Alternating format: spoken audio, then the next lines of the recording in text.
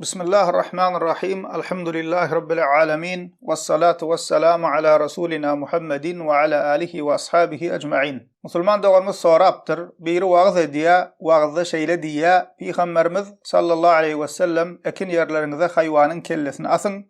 Gözlerime ziyalı deyip aydıptır deyip aydiya. Bu hadis sahih mi ya da zayıf? Ve alacı daksan bolya gözler yanın göz şoňa düşüp ünsü bozulýa deyip wagz berýär, dogry zatlar deyipdir. Birinji bilen bellep geçmeli zadymyz musulman doganlar göz zegmegi hakdyr. Ondan goranmak üçin Felak, Nas, Ihlas, Ayetul Kursi okumalylar. İslamda göz dillen goranmak üçin sunk, alaja, gözmonjuk we şoňa meňzeşdatlar asmak şirk hasaplanýar we haramdyr. Göz zegmegi meselesi barada aýry bir derste üstünde giň işleýin durup geçdik. Nädip goranmaly, göz zegmegi ýaly näme etmeli? Bizim gözümüz başkasına değmezligi üçin näme etmeli? Näme diýmeli? Göz zegeni nädip açmaly? Delili bilen şol derste jikmejik aýdyp geçdik. Alyp dinläp bilersiňiz. Inni gelsek bu soraga musulman doganlar bu soragy başga da doganlarymyz soradylar. Ol wagzyň aslyny doganlarymyz ugratdylar. Dinläp gördüm. Ol wagzy öňe sürilýän zatlar nämeler? Peygamberimiz siz ekin ekininize göz zegmezi ýaly ekininiziň içinde kelle goýuň diýipdir diýe. Sonra yine gaýtalap diýe Peygamberimiz diýe sahih hadiste aýtdy. Ekin ekseňiz gowy hasyl berse kelle goýuň, ölen malyň, düýän, goýunyň bir zadyň kellesini goýuň, birinji gören adamyň ünsü bölünsin diýdi diýe. Sonra yine diýe ýeri gelenne aýdaýyn alaja goraya, kelle goraýar diýse şirk bolar, Hudaýdan başgasyny Hudaý billigi bolar, müşrik bolar. Ýöne kelleni Hudaý hasaplaman, gözü degen adamyň ünsü bölünsin diýen niyet bilen goýýan bolsa şirk bolanok diýe. Izinden hem amallar niyetlere bağlıdır diyen hadisi aýdýa, alaja da ünsü bölünsün diýen bolsa ziýany ýok diýe. Indi musulman doganlar bu aýdylan zatlara ýeke-ýeke jogap bersek, birinji bilen kelle asmak barada gelen hadislere alimlerimiz zayıf diýerler. Häzir alimlerden kim we haýsy kitabyna zayıf diýipdir, onu aýdyp geçeriz. Kelle asmak barada gurlayanların käbiri Raddul Muhtar adlı kitabımızda aýdylanlara esaslanyp bolýar diýerler. Emma musulman doganlar şunu bilmeli. Kur'an'dan başka her kitapta dogrularım bolup bilýär, ýalňyşlarym bolup bilýär. Yeketek ýalňyşsyz kitap Kur'an-ı Kerim'dir. Sebäbi Kur'an-ı Kerim Allah Taala'nın kitabıdır. Kur'an-ı Kerim Allah Taala'nın kelamıdır. Biz musulmanları bağlayan zat neticede delildir. Biz delil ümmeti. Biri musulman doganlar din adından bir zat orta atsa ilki bilen Kur'an-ı Kerim'den, sahih hadislerden delili bolmalydyr. Sonra icmadan we kıyasdan delili bolmalydyr. İcma diýänimiz alimlaryň icmasydyr. Bir agzdan kabul eden meselesi bolmalydyr. Kıyasam mujtehid alimlaryň kıyasydyr. Öz ýanyndan bir jahilin çykyp men kıyas etdim diýeni kabul edýärler. Diýmek sahabalardan, selef-i salihinden, mezhep imamlarymyzdan dogry düşünürüşi bilen Kur'an we sahih hadislerden, sünnetden delil bolmalydyr. Haýsy kitap bolanna da, haýsy alim bolanna da öňe sürýän zadynyň sahih delili bolmasa, musulman doganlar ol zady gowluk bilen birgara goýulýar. Ve Peygamberimizden başka her kim, hatta ulu alimler hem hata edip yalınışıp bilýär. Hatasız, yalınışsız dine Peygamberimizdir sallallahu aleyhi ve sellem. Inni göreliň musulman doganlar Raddul Muhtar'da kelle asmak barada näme diýilýär. Elimizdäki Raddul Muhtar kitaby Siriýadaky Darussalam çaphanasy tarapyndan çap edilen we fiqhçy alimler tarapyndan gözden geçirilen Arap dilindäki Raddul Muhtaryň en gowy çaplaryndan biridir. Tahqiq edilip, barlanyp, anyklanyp çap edilen gowy nusxalarynyň biridir. 24 jiltden ibaratdyr.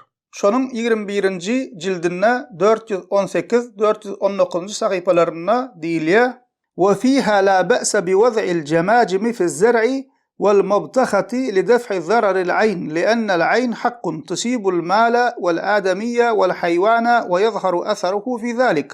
Urifa bil-athar."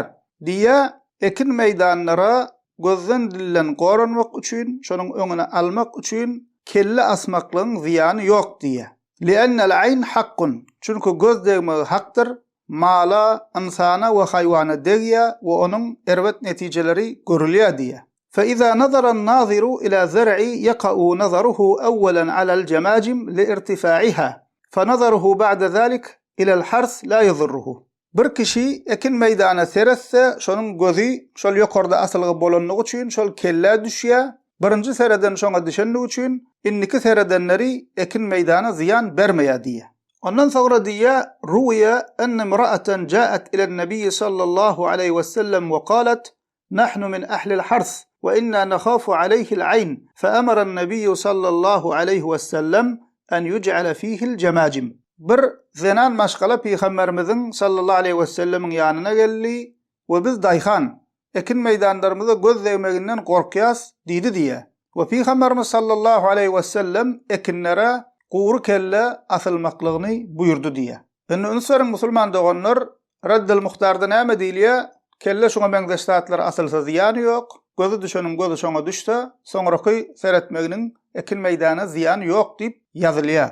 Ve şoňa delil hökmünde ýanky ayal maşgalan gelip Peygamberimizden soran hadisini delil görkezýärler. Hut şu kitabyň özüne aşagyna bellikde kitabı barlan we anyklan alimler ýazypdyrlar. Lem necidhu bihada siyaq. Bu hadisi bu şekilde öňünden ayal geldi, ayal sorady diýen şeklinde tapmadyk diýe. Yani hiç bir hadis kitapda öňünde ayalyň gelip soranlygy we şoňa meňdeş tapmadyk diýipdir. Ýygynden diýe: "Lakin akhraja Abu Dawud fi Kitab al-Marasil bab ma jaa fi at-tiyara wal-Bayhaqi fi Sunan al-Kubra an Umar ibn Ali ibn Husayn anna Rasulullah sallallahu aleyhi ve sellem emara bitilkel cemacimi tuj'alu fi zer'i min eclil ayn." Emma diye Ebu Davud Kitab-ül Marasil'la Tiyara bölümünde ve Beyhaqi Sunan-ı Kubra'da getirdi diye Peygamberimiz sallallahu aleyhi ve sellem ekin meydanlara göz değmezligi üçün yankı kelle asmaklığı buyurdu diye. Yani näme öňüne ayal gelip soradı diýen goşmaşasy yok. İzyandan diye ünsörün musulman doğanlar qalal Beyhaqi hada munqati'un. Sunan-ı Kubra'da Beyhaqi rahimehullah getirenden son bu hadis izyandan diye hada munqati'un diye. Bu hadis munqati'dir diye. Munqati' diýany musulman doğanlar zayıf hadisin bir görnüşi, yani zayıf diýdi. Ve devam ediyor Raddil Muhtar'ın aşağınaki şu hadise değişli bellikte ve akhrajahu'l Bazzar fi musnadihi min hadis Ali radiyallahu anhu marfu'an binahwihi ve za'afahu'l Haythami fi Mecmu'uz Zawaid.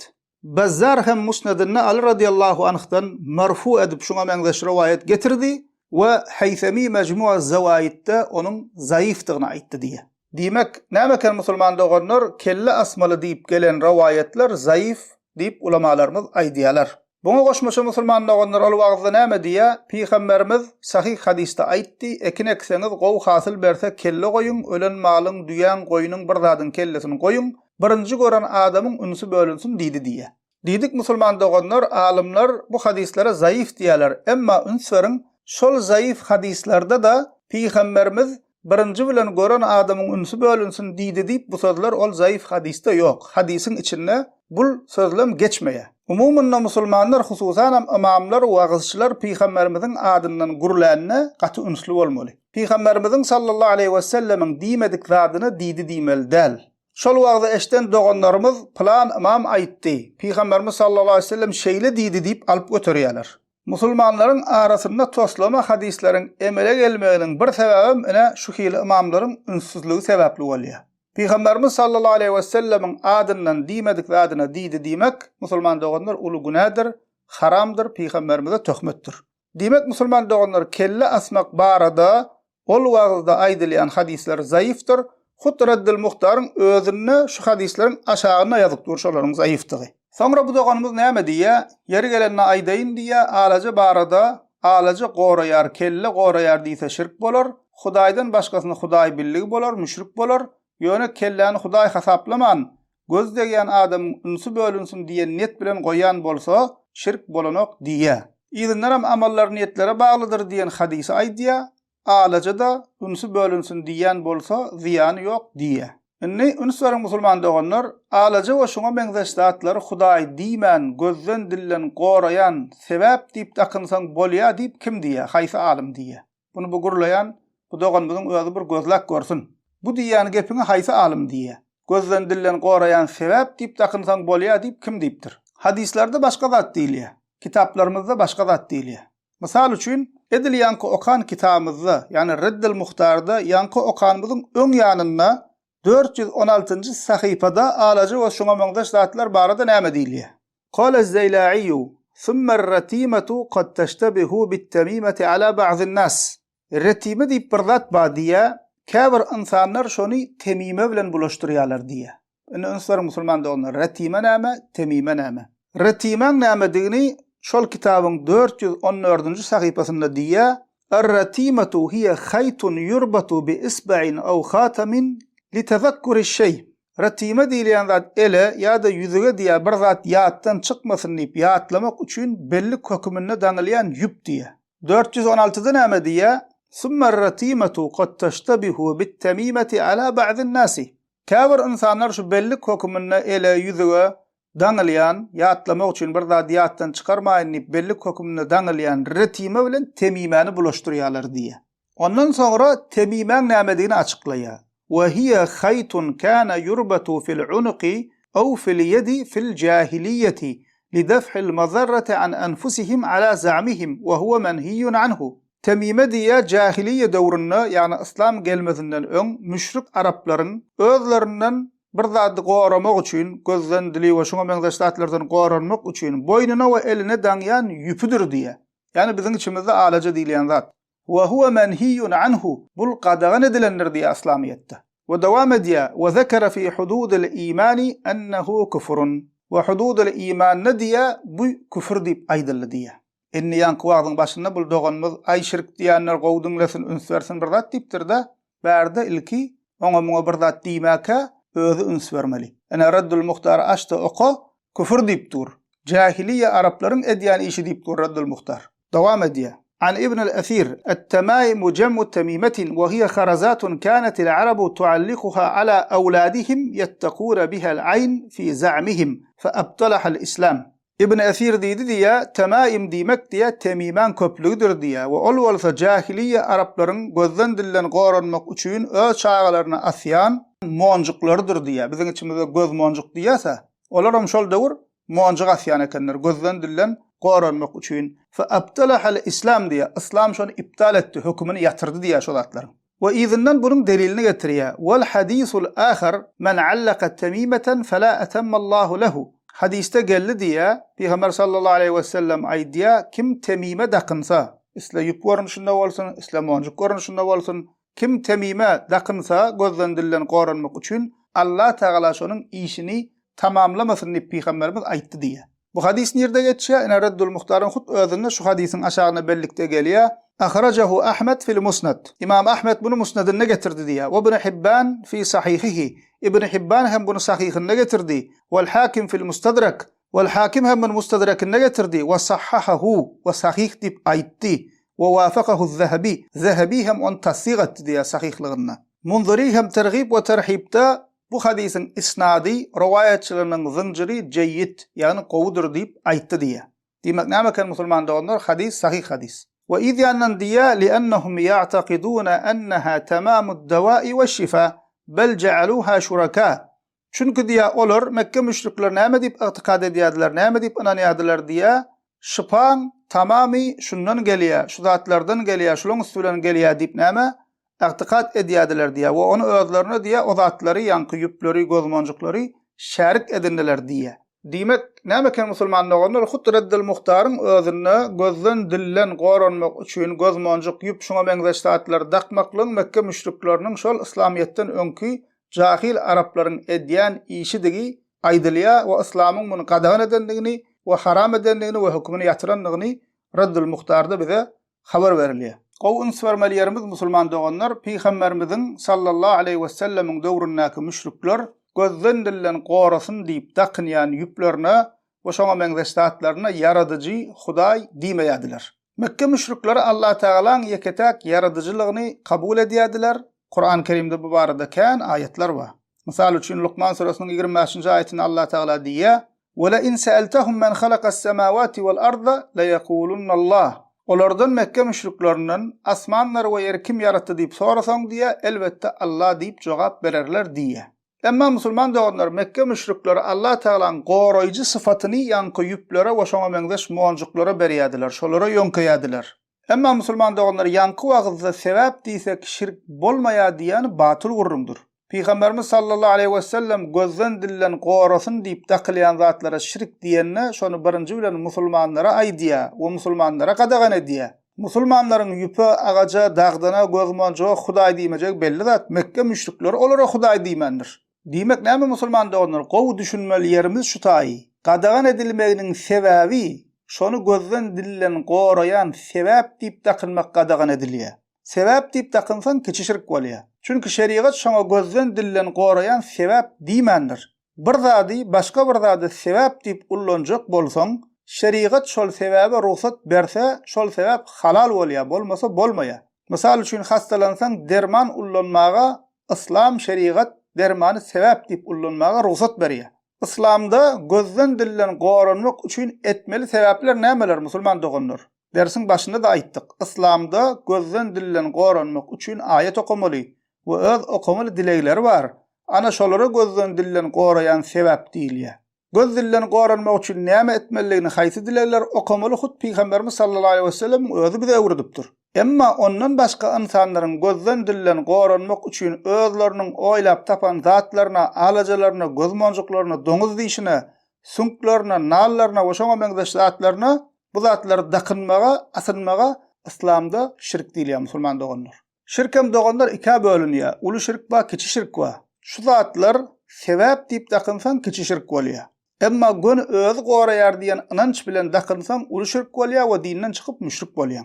Peýgamberimiz sallallahu aleyhi we sellemiň gözden dillen gorayan sebäp diýip dakynmagy gadagan eden başga da hadislerini aýdyp geçsek musulman doganlar, Buhari we Muslim'de Ebu Beşir el-Ensari radıyallahu anh diye فأرسل رسول الله صلى الله عليه وسلم رسولا أن لا يبقين في رقبة بعير قلادة min watarin aw qiladatun illa quti'at. Peygamberimiz sallallahu aleyhi ve sellem diýerlerin boynuna kirişden monjuk goparylman galmasyn diýip ýörüýte ilçi uğratdy diýe.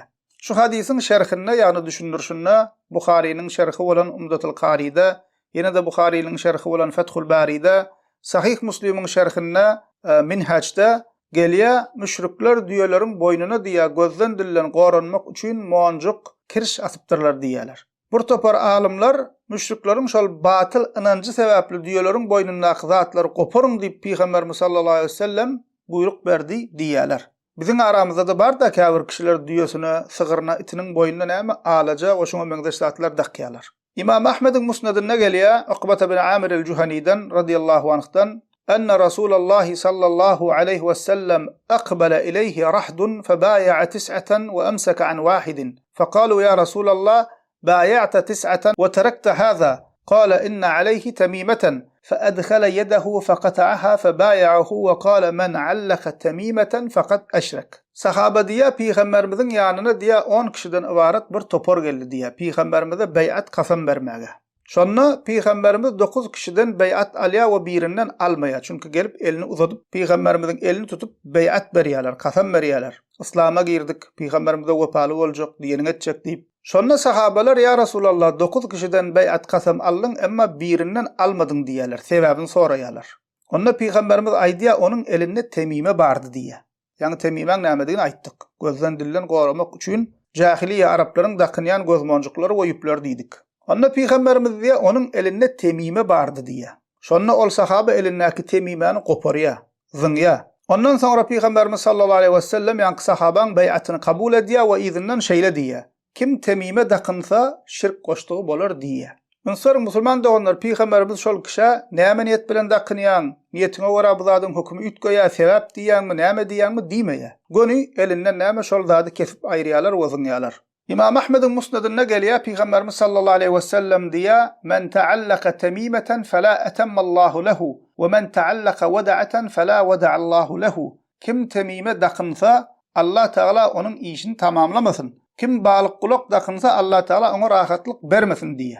Yani gözden dillen goranmak maksady bilen, yani diýdik Mekke müşrikleri İslamiýetden öň insanlar eline ýüp monjuk balyk kulak şoňa meňzeş zatlar dakynýardylar. Bu hadisa Hakim sahih diye İmam Zahabi hem sahihliğini tasdik ediyor. Yani musulman doganlar Peygamberimiz sallallahu aleyhi ve sellem gözden dillen goranmak üçin şoňa meňzeş zatlar dakynmakdan biz musulmanlary ümmetini äga ediyor. Sonra şol wagtda näme diýipdir? Amallar niyetlere bağlıdır diýen hadise aýdýar. Alaja da ünsünü bölsün diýen bolsa diýe ziýany ýok diýe. Amallar niyetlere göredir hadisini musulman doganlar ýalňyş ýerde getirýär. Amallar niyetlere göredir hadisi musulman dogonlar, şeriatın buyuran amalını edenden sonra her kim niyetine göre sogap alyar diýdigidir. Käbir kişiler namaz okaya we sogap kazanýar. Käbir kişiler namaz okaya we sogap kazanmaýar. Näme üçin? Çünki amallara niyetlere göre sogap berilýär. Bu hadiste şeriatın buyuran amalının gurrungy diýär. Hadisin dowamında näme diýär Peygamberimiz? İnnemel a'malu binniyat ve innema likulli imri'in ma nawa femen kanat hicretuhu ila Allahi ve rasulihi fehicretuhu ila Allahi ve rasulihi ve men kanat hicretuhu ila dunya yusibuha aw imra'atun yankuhuha fehicretuhu ila ma hajara ilayh. Peygamberimiz diýär amallar niyetlere göredir diýär. Her kim näme niyet etse oňa şol bardyr. Öňsörüň kimin niyeti Allah we Resuli üçin hicret etmek bolsa, onuň hicreti Allah we Resuli üçindir. Kimin niyeti dünýälik bolsa, ýa-da bir zenany öýlenmek bolsa diýä, şonuň üçin hicret eden bolsa, oňa şol niyet eden zady bardyr diýä. Hicret musulman doganlar dinin goramak üçin göçmek we dinin emri. Allah üçin hicret etse bir musulman, hicret sogaby bar. Emma kim dünýälik üçin göçse, oňa hicret sogaby ýok. Diňe näme maksat bilen göçen bolsa, şo zady kazanýar. Şeriaty ters gelýän zady edip soňam amallar niyetlere göredir diýeniň bolmaýar. Şeriat bir zady qadagan edenden soňra seniň niýetiň näçe gowy bolsa da ol amal dogry bolmaýar musulman doganlar.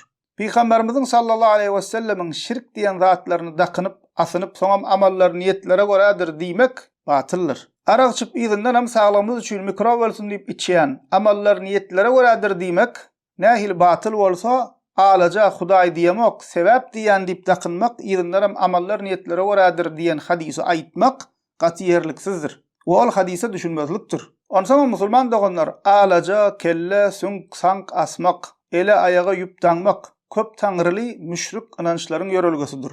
Bu zatlar şamanizmde we bu zatlar buddizmde we bu zatlar jadugoýlukda ba.